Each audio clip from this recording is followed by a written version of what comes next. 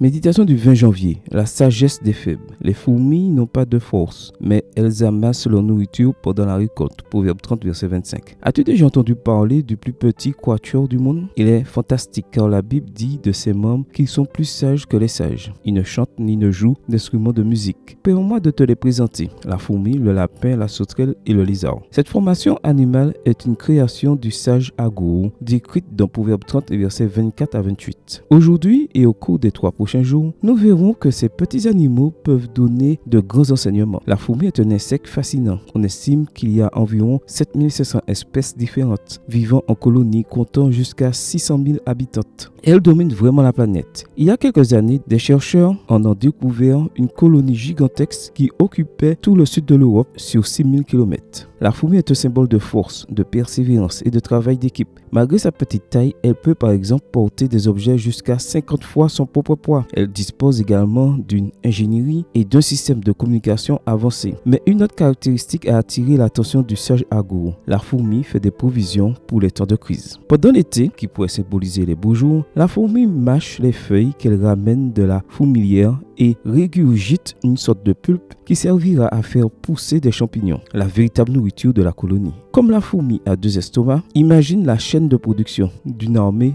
d'ouvrières. Faire des provisions pour l'avenir est une leçon importante que nous enseignent ces insectes, ce que l'écrivain grec Ésope a observé il y a des siècles dans le célèbre conte La cigale et la fourmi. Joseph d'Égypte a également appris sur instruction divine qu'il devait faire des réserves de nourriture avant l'arrivée de la famine, voir Genèse 41 versets 35 et 36. Et toi, prends-tu des dispositions pour l'avenir? Es-tu prêt à affronter les crises économiques, émotionnelles et spirituelles qui pourraient survenir? Dans la parabole des 10 vierges, Jésus nous a averti que nous devions avoir de l'huile en réserve, c'est-à-dire que nous devions développer une intimité avec lui, en permettant à l'Esprit Saint d'habiter dans nos cœurs au quotidien. Prends-tu cette disposition? Prépare-toi, car tôt ou tard, la crise surviendra. Prends exemple sur la fourmi dès aujourd'hui. Amen. Bonne journée à toi et que le Seigneur te bénisse.